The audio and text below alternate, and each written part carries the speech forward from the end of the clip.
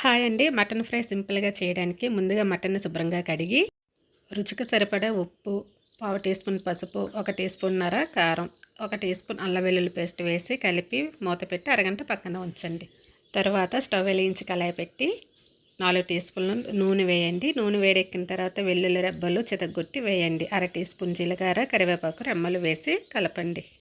తాలింపు వేగాక ఈ మటన్ని ఇందులో వేసి మంట హైలోనే ఉంచండి. కొద్దిగా నీళ్లు వేయండి.